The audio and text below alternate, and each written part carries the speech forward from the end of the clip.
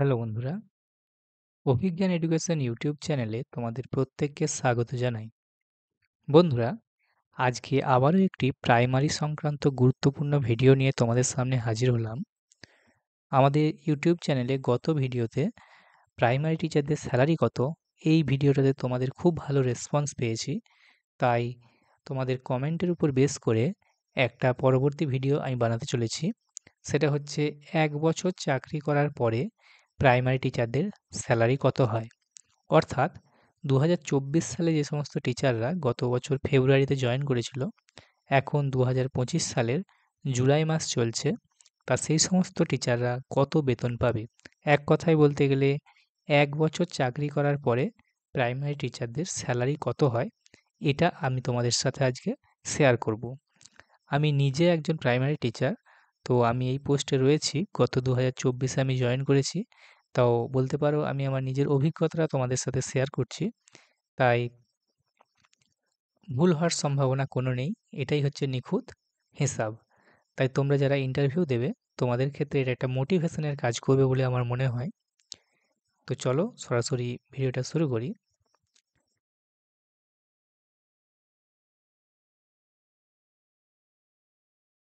তা আজকের ভিডিওর টপিক কী রয়েছে?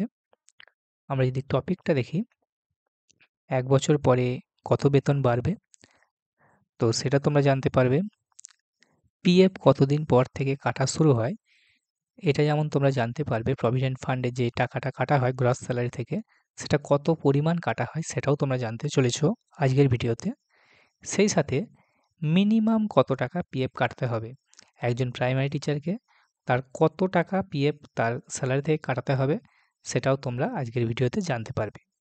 তো চলো প্রথমে দেখি ১ বছর পরে কত বেতন বাড়বে, অর্থাৎ বেতন কত হবে? ১ বছর চাকরির পরে প্রাইমারি টিচারদের যে স্যালারি হয়, তাদের লেভেলটা এক ঘর বেড়ে যায়। তো তাদের যে বেসিক পে হয় সেটা হয়ে যাবে ২৯,৮০০। জয়েন করার সময় থাকে বেসিকটা ২৮,৯০০। একটা ইনক্রিমেন্ট হয়, মানে জুলাই ইনক্রিমেন্ট হয়। তো ১ বছর চাকরি করার পরে জুলাই যে ইনক্রিমেন্টটা হবে, ৳৯০০ বেসিকটা বাড়বে। বেসিক পেটা ৳৯০০ বাড়ার পরে ৳২৯,৮০০ বেসিক পে দাঁড়াবে। বেসিক পের ওপর দেওয়া হয় ডিএ, অর্থাৎ ডিয়ারনেস অ্যালাওয়েন্স। এটা কত স্যার? বেসিকের 18%।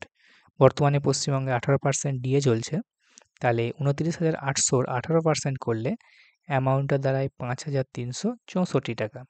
৳৫,৩৬৪ তোমরা ডিএ পাচ্ছ।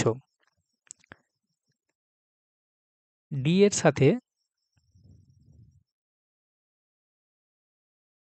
সাথে যেটা রয়েছে সেটা হচ্ছে এইচআরএ, হাউস রেন্ট অ্যালাওয়েন্স।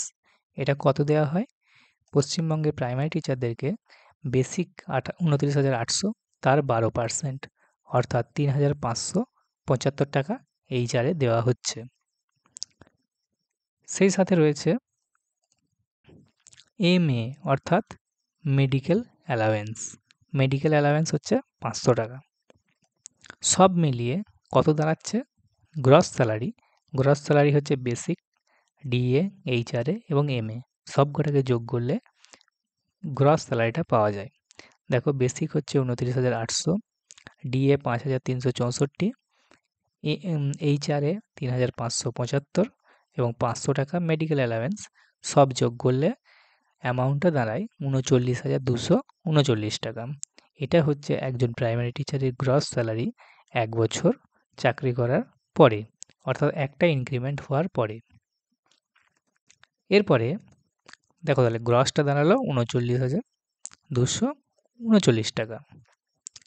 এখান থেকে প্রফেশনাল ট্যাক্সটা বাদ দিলে তোমরা পেয়ে যাবে নেট স্যালারি। নেট স্যালারি কি না, গ্রস স্যালারি থেকে যখনই আমরা প্রফেশনাল ট্যাক্সটা বাদ দিয়ে দেবো, আমরা পেয়ে যাব নেট স্যালারি। নেট স্যালারিটা কত হচ্ছে স্যার? নেট স্যালারিটা দাঁড়াচ্ছে ৩৯,২৩৯, যেটা হচ্ছে গ্রস। সেখান থেকে ৳১৫০ বাদ দিয়ে দিচ্ছি।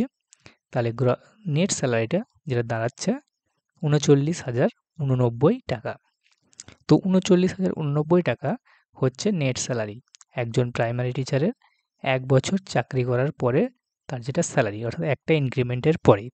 বর্তমানে যে ডিএ চলছে 18%, সেই ডিএ 18% তার উপর ভিত্তি করে ৩৯,৩৯,০৯৯ টাকা এটা হচ্ছে নেট স্যালারি। এরপরে একটা ব্যাপার আছে, সেটা হচ্ছে ১ বছর সার্ভিস হওয়ার পরে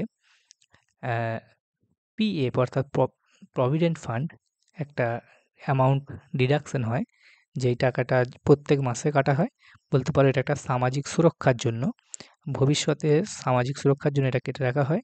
যখন ৬০ বছর বয়স হয় একজন প্রাইমারি টিচার, যে কোনো চাকরিজীবী, সে ওই টাকাটা সুদ সমেত সে ফেরত পায়। বলতে পারো এটা একটা সেভিংস এক প্রকার।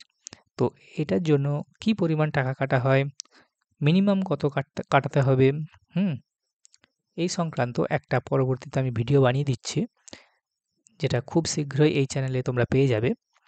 তো ওই ভিডিওটাতে তোমাদের প্রভিডেন্ট ফান্ড সংক্রান্ত যাবতীয় কোয়েরি তোমাদের সলভ হয়ে যাবে।